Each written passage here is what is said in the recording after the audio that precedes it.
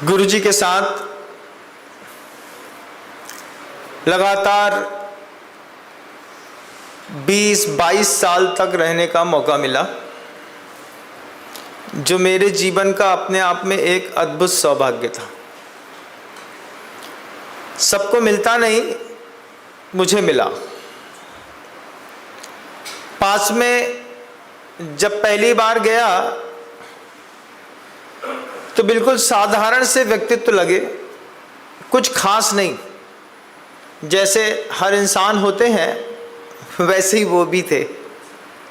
बस इतना दिखता था कि नेम और फेम बड़ा ज़बरदस्त है, लोग उनकी तरफ आकृष्ट बहुत होते हैं, भीड़ बहुत रहती है, जनता बहुत साथ में रहती है। सिर्फ इतना ही प्राथमिक दशा में दिख रहा था, इसके अलावा कुछ नहीं। दिन भर भीड़ रहती थी, शाम होती थी तो अचार अपने सामायिक में बैठ जाते थे।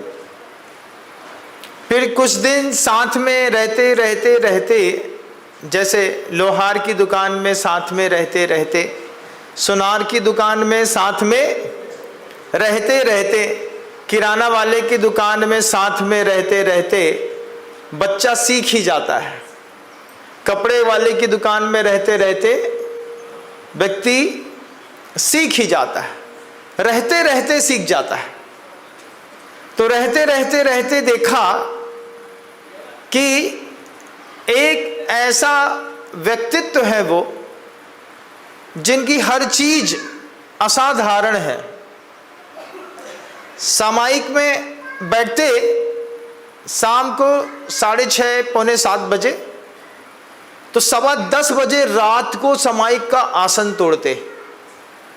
एक आध दिन होता तो कोई बात नहीं थी, चलो ठीक है, हम पहली बार आए हैं और पहली बार गुरुजी कर रहे होंगे।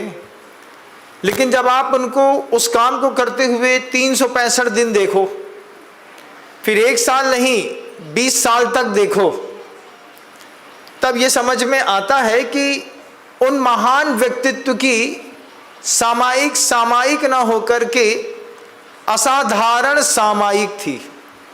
असाधारण सामायिक रात की, वैसे ही शाम की, वैसी ही दोपहर की।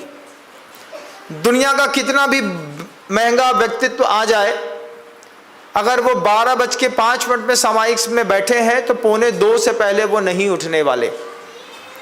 दोपहर की सामायिक में भी अपनी पूरी असाधारण भक्ति, शाम की सामायिक में असाधारण सामायिक, रात्रि की सामायिक रात में 1:30 बजे शुरू होती थी, कई बार तो ठंडी के दिनों में 12 बजे रात को शुरू होती थी।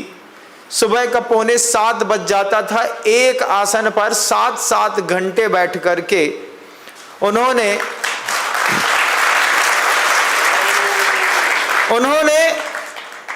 सामायिक शब्द को असाधारण कर दिया।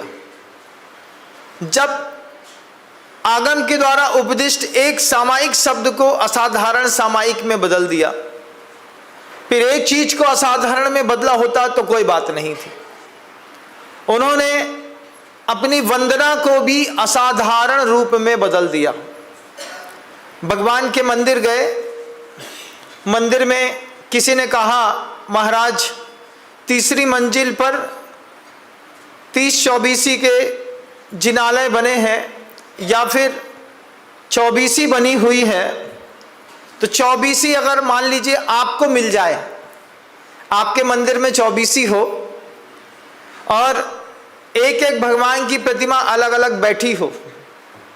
गुरुजी, मुझे याद है नागपुर जा रहे थे, रास्ते में कामठी पड़ा, एक गांव का नाम है, उसके ऊपर वाले फ्लोर पे 24 बनी हुई है।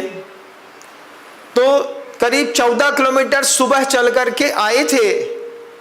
आकर के जब भगवान के सामने पहुंचे तो मुस्कुरा करके पहले तो प्रभु की भक्ति करी। गर्मी जबरदस्त थी, पसीना बह रहा था। अब 24 के 24 भगवान के सामने जाना, 3 बार पिछी को घुमाना, फिर पिछी जमीन में लगाना, फिर बैठना, फिर उठना, फिर बैठना, फिर उठना, फिर बैठना, फिर उठना। उन्होंने एक छोटा सा शब्द है वंदना, उस वंदना शब्द को असाधारण कर दिया। साथ में रहने वाले साधु मुनि श्री संभव सागर जी महाराज थे, उन्होंने कहा बाद में वंदना हो जाएगी। तो बोलते हैं कि बाद में कब हो जाएगी, आए हैं तो एक बार तो कम से कम अच्छे से ढोक दे लें। आते साथ ही अगर कोई कहे कि वंदना, तो उनकी बिल्कुल वंदना भी असाधारण थी, उनकी स्तुति असाधारण थी।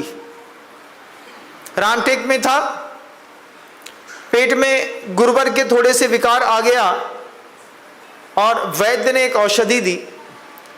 औषधि रिएक्शन कर गई, तो रिएक्शन करने पर करीब 60 से ऊपर बार उनको जंगल जाना पड़ा।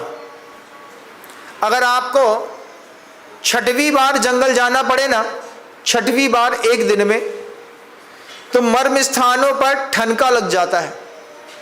पानी लगाने पर अजीब सी दर्द महसूस होता है। उस स्थान को भी, वो बहुत मर्म स्थान होता है। 60 बार जाना पड़ा गुरुजी को। उसके बाद आकर के धीरे धीरे करके सुबह 7 बजे से लेकर के 11 साढ़े 11 बजे तक पानी की एक बूंद नहीं थी पेट में।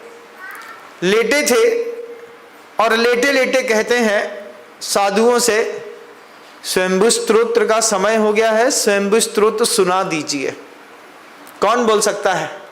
जय जिनेंद्र। अगर आपको मेरी वीडियो अच्छी लगती है तो प्लीज़ मेरे चैनल को सब्सक्राइब करिए, लाइक करिए, शेयर करिए। इसी तरह से अपना प्यार मुझे देते रहिए।